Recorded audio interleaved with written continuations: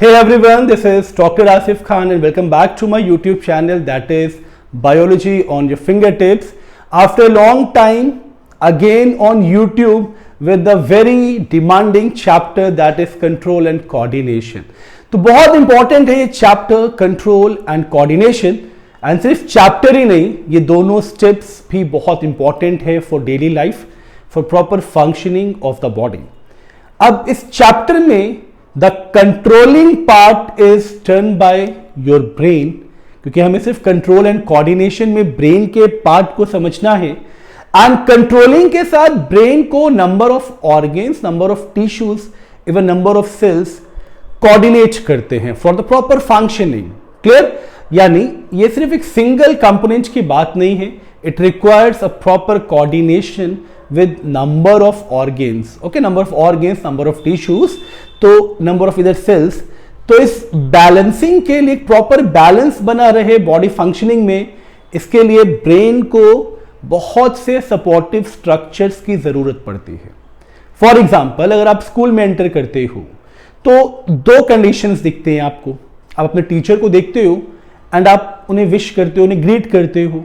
अपने फ्रेंड को देखते हो, आप स्माइल करते हो, अपने हैंड को वेव करते हो. तो यहां पे the detection of the person, इधर इट्स अ टीचर और it's friend, the detection of the person is done by your eyes. Eyes forms an image और वो इमेज कहां पे स्टोर्ड है? आपके ब्रेन में. ब्रेन उसको रिकॉल करता, हाँ कि ये पर्सन हमारे नोन पर्सन में है, हम इसे जानते हैं.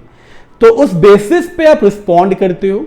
आप टीचर को देखते हो, पहचानते हो, तो ब्रेन आपको बता रहे हैं ना कि हाँ ये पर्सन आपके नॉलेज में है, आप इसको जानते हो, तो आप रिस्पॉन्ड करते हो.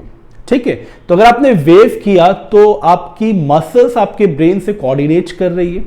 आपने स्माइल किया तो आपकी अगेन फेशियल मसल्स आपके ब्रेन के साथ कोऑर्डिनेट कर रही है. या अगर आप ग्रीट कर रहे हैं, खड़े हो रहे हैं टीचर्स को गुड मॉर्निंग विश करने के लिए, गुड आफ्टरनून विश करने के लिए, इसमें भी आपकी मसल्स आपके ब्रेन के साथ कोऑर्डिनेट कर रही हैं.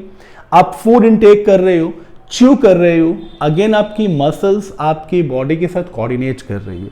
तो this is the best examples of daily life as a part of coordination. तो बहुत इंटरेस्टिंग चैप्टर है ये, control and coordination. Kindly watch the video till end, क्योंकि इसमें बहुत सारे इंपॉर्टेंट टर्म्स, बहुत सारे इंपॉर्टेंट क्वेश्चंस भी डिस्कस होने वाले हैं, तो कोई भी पार्ट स्किप ना हो जाए. Let's start with control and coordination. So control and coordination, control and coordination is mainly done by the nervous system. Okay, so this is the main king of your body, nervous system. Okay, and the basic structural and functional unit of nervous system is neuron. ठीक? Neuron is capable to generate the impulse as well as to conduct the impulse. तो हमारे nervous system का functional unit is neuron. It is capable to generate the impulse. कैसे होता है वो मैं बताऊंगा भी आपको. It generate the impulse as well as it conducts the impulse. तो ये generate भी करेगा impulse को, conduct भी करेगा. तो न्यूरॉन का बहुत इंपॉर्टेंट रोल है. But apart from neuron, nervous system में कुछ और सेल्स भी हैं जो इक्विवेलेंट इंपॉर्टेंस रखते हैं. लाइक अपार्ट फ्रॉम न्यूरॉन, इसको मान लेते हैं द फर्स्ट वन, क्योंकि this is the structural and the functional unit. Okay, ये स्ट्रक्चरल एंड फंक्शनल यूनिट है. ठीक है? तो इसकी तो इंपॉर्टेंस सबसे ज्यादा है, बॉडी का लॉन्गेस्ट सेल भी है. But apart from neuron, neuroglia is also there, और न्यूरैग्लिया का जो काउंट है that is 10 times greater than neuron. तो काउंट इज 10 times greater than neuron. Okay, तो न्यूरॉन से बहुत ज्यादा. ठीक है? Millions of neurons are there, और उससे भी 10 times ज्यादा आपका न्यूरैग्लिया है. And the function of neuroglia is to provide nourishment to neuron. Okay, they provide nourishment to neuron. तो न्यूरॉन को कंप्लीट नरिशमेंट न्यूरैग्लिया प्रोवाइड करता है. Apart from neuroglia, the third important component is neurosecretory cell. Okay, अब इनका भी functions बहुत important है, क्योंकि कई बार होता क्या है कि दो न्यूरॉन्स के बीच में डिस्टेंस ज्यादा होता है, तो इंपल्स ट्रांसमिशन के लिए it requires certain chemicals in the form of dopamine, in the form of acetyl कोलाइन. तो ये न्यूरो ट्रांसमीटर्स जो होते हैं इन्हें सिक्रीट करता है न्यूरोसिक्रीटरी सेल्स. तो neurosecretory cells are involved in storage and transmission of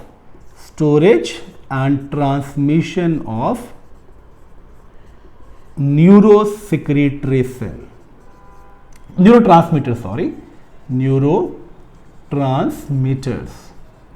And neurotransmitters includes its dopamine and acetyl कोलाइन. ठीक है, ये सारी चीजें हम लोग डिस्कस करने वाले हैं इस लेक्चर में बहुत डिटेल मैनर में. क्लियर? तो dopamine and acetylcholine are the two neurotransmitters. Use कब करना है? जब न्यूरॉन्स के बीच में डिस्टेंस ज्यादा हो, क्योंकि अगर डिस्टेंस कम होगा तो impulse can jump to the next neuron, वो डायरेक्टली जंप कर जाएगा. बट अगर डिस्टेंस ज्यादा है तब आपको केमिकल्स की जरूरत पड़ती है in the form of neurotransmitters. Clear? तो ये बेसिक यूनिट है नर्वस सिस्टम का, बट नर्वस सिस्टम बहुत डिटेल में हम लोग डिस्कस करने वाले हैं. बट पहले हम लोग डिस्कस करेंगे इसके न्यूरॉन के पार्ट को, बिकॉज न्यूरॉन के बिना नर्वस सिस्टम कुछ भी नहीं है. तो this is the functional unit. तो न्यूरॉन को समझना बहुत इंपॉर्टेंट है, एंड कैसे ये इंपल्स को जनरेट करता है, कैसे इंपल्स कंडक्ट होती है, ये भी हम लोग डिस्कस करेंगे इस लेक्चर में. तो आइए पहले देखते हैं न्यूरॉन के स्ट्रक्चर को, जो कि बहुत इंपॉर्टेंट है. ओके, तो न्यूरॉन बॉडी का लॉन्गेस्ट सेल, और न्यूरॉन को नर्व सेल भी बोला जाता है. ओके, और न्यूरॉन के स्ट्रक्चर में जो सबसे इंपॉर्टेंट पार्ट है वो ये कि न्यूरॉन्स में सारे ऑर्गेनेल्स तो हैं, बट इसमें सेंट्रोसोम्स नहीं होते, सेंट्रियोल्स नहीं होते, तो ये नॉन डिवाइडिंग सेल की कैटेगरी में आता है. चलिए पहले हम लोग न्यूरॉन के डायग्राम को डिस्कस करते हैं. ओके, तो these are the finest branches. इसको मैं वन बाय वन लेबल करूंगा और सारे कंपोनेंट्स को हम लोग बहुत डिटेल में डिस्कस करने वाले हैं. ओके, तो ये कवरिंग हो गई, एंड इस कवरिंग के ऊपर एक और इंटरेस्टिंग चीज है कि एक एडिशनल कवरिंग होती है, दैट इज माइलिन शीथ. इसको इंसुलेटिंग शीथ भी कहते हैं. और इस इंसुलेटिंग शीथ के फॉर्मेशन एक सेल करता है. ओके, चलिए सब कुछ हम लोग डिटेल में कवर करने वाले. तो आइए पहले कंपोनेंट्स को लेबल कर लें. सो द फर्स्ट वन, ये जो आप प्रोजेक्शंस देख रहे हैं, the number one part, the finest branches are termed as dendrites. Okay, तो लेबलिंग में रेड से कर रहा हूं with function in blue. Okay, तो dendrites, these are the finest branches and they receive stimuli. Okay, dendrites are very important to receive stimuli or to receive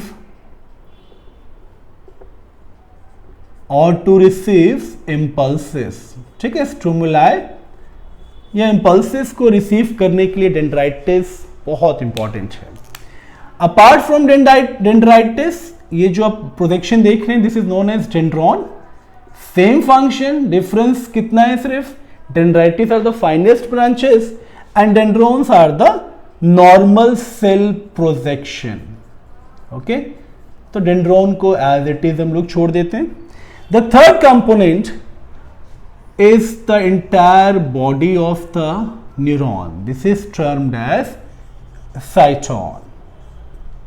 Okay, so cyton means the cell body, and the cell body contains all the cell organelles. Okay, it contains all cell organelles. Exceptions हैं यहां पे, तो exception पे ध्यान सबसे ज्यादा देना है. except centrosome. Okay, the centrosomes are not there, that's why these are non-dividing cells. Okay, these are non-dividing cell. तो न्यूरॉन्स डिवाइड नहीं कर सकती, ठीक है। अगर ये डिवाइड करने लगे, सोचिए इसका काउंट कितना ज्यादा हो जाए। And apart from साइटोन, this is the fourth component. Okay, this fourth component is axon. Okay, and axon is the long projection of cell body, long projection from the cell body.